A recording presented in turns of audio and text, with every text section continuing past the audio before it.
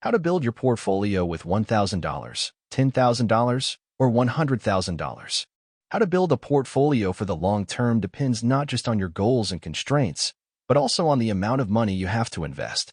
There's no one-size-fits-all. What's important is to design a portfolio that fits where you are today. So let's assume the following. 1. You've got a relatively long investment horizon and won't need to draw money along the way. 2. You aim to make between 5% and 10% per year. 3. You think you can stomach some bumps along the way. 4. You're looking for a mostly set-it-and-forget-it approach, one that doesn't require constant moves in and out of assets or tricky market timing strategies. 5.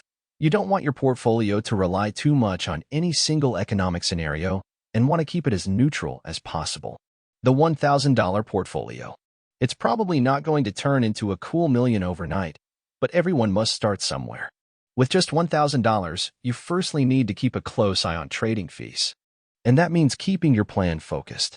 And if you think you can stay on track even if you suffer some losses, it may be worth taking a reasonably ambitious approach with your modest pot. And that means skewing more towards stocks. The simplest, most efficient play for that amount of money is to put it all in a fund like the Vanguard Total World Stock ETF. It's heavy on US big-cap stocks, but you'd still be getting a taste of global action, with 30% in big Asian and European companies.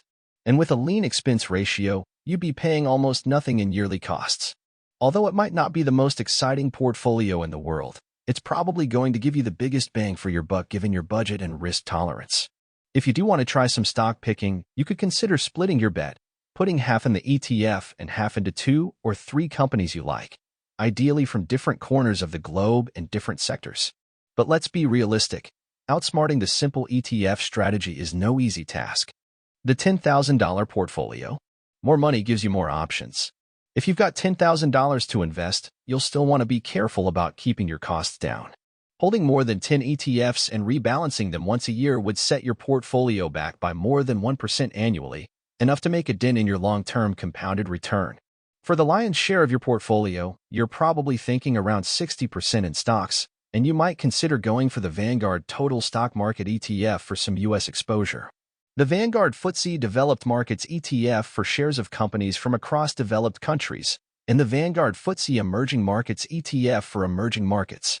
One diversification option could 25% in U.S. stocks, 25% in developed countries, and 10% in emerging markets. To offset the stock-heavy tilt, pick government bonds.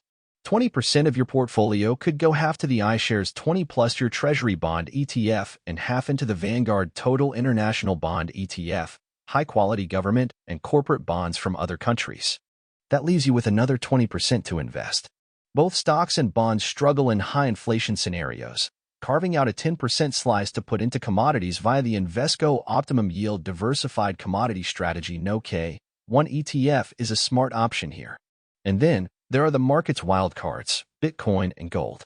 You could decide to commit 5% of your portfolio to each, with the goal of hedging against the unpredictable effects that come from changes in central bank and government spending policies. It might be a controversial choice, but there aren't many other assets that would do well if paper currencies start losing their value. You can use the iShares Bitcoin Trust registered for Bitcoin and the Aberdeen Physical Gold Shares ETF for gold. Sample allocation for a $10,000 portfolio for those who want a completely hands-off approach.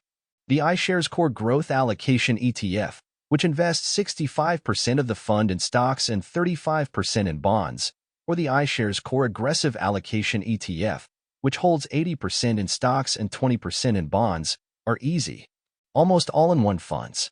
They're not as robust as the DIY version, and they don't have any commodities or crypto, but for a straightforward, low-effort investment, they're not a terrible option. The $100,000 portfolio. The bulk of your portfolio will look a lot like the $10,000 portfolio. But you've now got the money to make more calculated bets and add extra layers of diversification. For instance, you could consider adding stocks trading at attractive valuations like global, small-cap value stocks, such as the ones captured in the Dimensional International Small Cap Value ETF. A 5% allocation is a decent starting point. You could also invest in real estate via a cheap, diversified option like the Vanguard Real Estate ETF. That's another 7.5%. You may also want to consider devoting 5% to an emerging markets bond ETF like the Vanguard Emerging Markets Government Bond ETF. To add resilience, an option is adding a trend-following strategy that can go both long and short across different assets.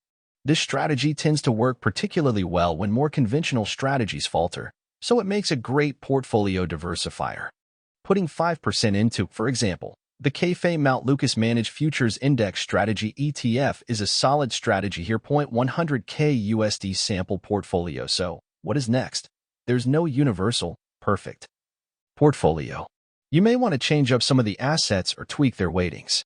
You can use the portfolio examples above as a starting off point and adjust it based on your beliefs, goals, and constraints. It's important to note, however, that those portfolios aren't all-weather solutions, meaning they're unlikely to perform well in the most challenging macroeconomic environments.